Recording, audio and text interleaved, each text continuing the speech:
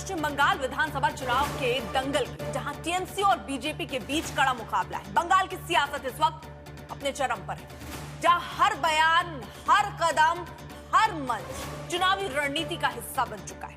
कल ईद के मौके पर मंदिर मस्जिद का राग देखने को मिला, उसका रंग चढ़ता नजर आया। ममता बनर्जी ने कोलकाता में ईद के मौके पर बीजेपी के घुसपैठिए वाले मुद्दे पर अब तक का सबसे बड़ा पलटवार किया। ईद उल फितर के मौके पर कोलकाता के रेड रोड पर आयोजित एक बड़े धार्मिक कार्यक्रम में ममता ने प्रधानमंत्री मोदी को सबसे बड़ा घुसपैठिया बता दिया। ये वही मुद्दा है जिस पर प्रधानमंत्री मोदी लगातार ममता सरकार को घेर रहे हैं। ममता के बयान पर बीजेपी ने हार की हताशा में दिया गया बयान बता दिया। वहीं बीजेपी ने भी बंगाल में अपने वोटरों को मैसेज दिया। शिवेंद्र अधिकारी कालीघाट मंदिर में जाकर पूजा अर्चना करते हुए नजर आए। मां काली से आशीर्वाद मांगते हुए कहा कि बंगाल में घुसकर बांग्लादेशी घुसपैठियों ने बहुत अत्याचार किया है। बंगाल में अगले महीने 2 चरणों में वोटिंग होनी है और ऐसे में जैसे जैसे ये तारीख नजदीक आएगी, बयान और भी तीखे होंगे और सियासी चालें और भी पेचीदा। लेकिन सवाल यह है कि क्या बंगाल मंदिर मस्जिद की राजनीति से बाहर निकल पाएगी? इस बार बंगाल में किस पार्टी की नैरेटिव का सिक्का चलेगा? बीजेपी टीएमसी के आमने सामने की लड़ाई में आखिर कांग्रेस और कभी 34 साल तक लगातार सरकार में रहने वाली लेफ्ट क्या कर रही है? आज इन्हीं सवालों के साथ होगी बड़ी बहस, लेकिन इससे पहले देखिए हमारी खास रिपोर्ट।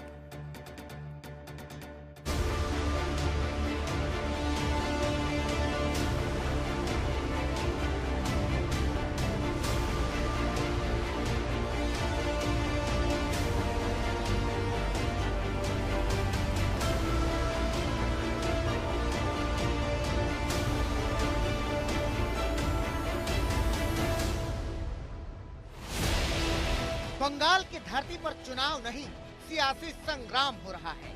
यहाँ शब्द सिर्फ बोले नहीं जा रहे, हथियार की तरह चलाए जा रहे हैं। ईद के मंच पर बंगाल के सीएम और भवानीपुर से टीएमसी उम्मीदवार ममता बनर्जी ने पीएम मोदी पर अब तक का सबसे बड़ा हमला किया। हम बंगाल का ऑल सिटीजन का साथ, नागरिक का साथ, ऑल कम्युनिटी का साथ, ऑल कास्ट का साथ, ऑल किड का साथ, आप लोगों को परिवार का एक मेंबर होके रह के आपको लड़ाई हम जारी रखेंगे। हमारा अधिकार हम मोदी जी को नहीं देने देंगे। ये सब इंफिल्ट्रेटर्स है, मैं तो कहेंगे आप सबसे बड़ा इंफिल्ट्रेटर्स है, आपका सरकार है।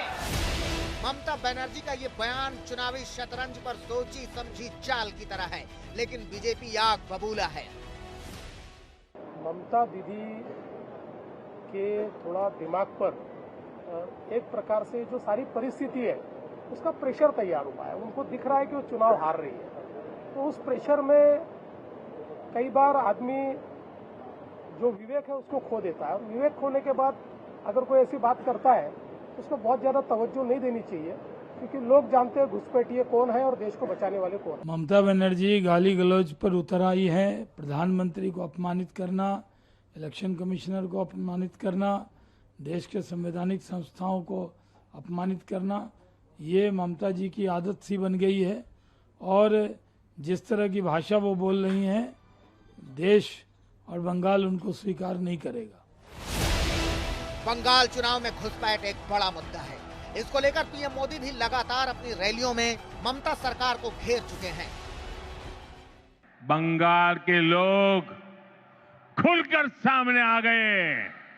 टीएमसी की विदाई पक्की है और मैं ये दृश्य देख करके कह सकता हूं, अब टीएमसी को बचाने वाला कोई नहीं बचा है।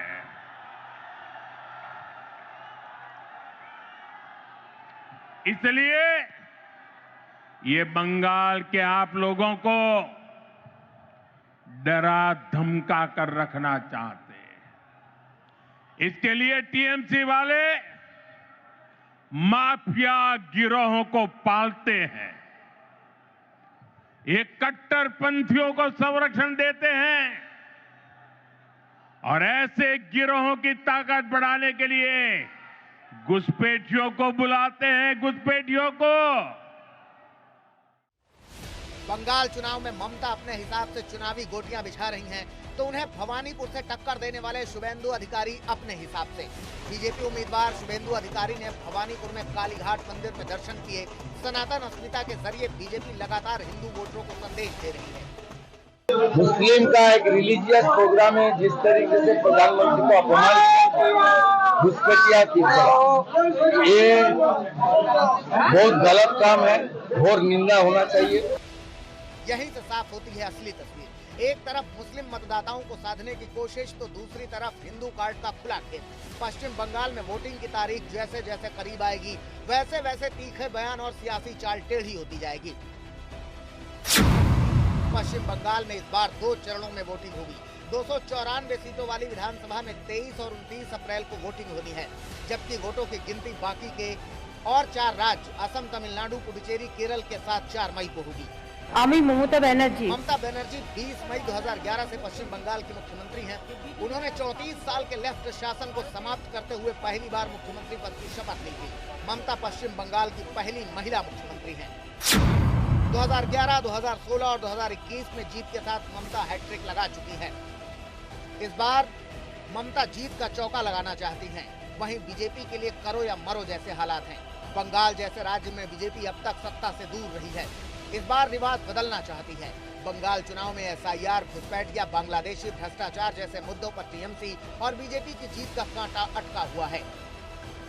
अब देखना है कि किसकी बात बंगाल के वोटरों के दिल जीत पाती है। आज तक ब्यूरो।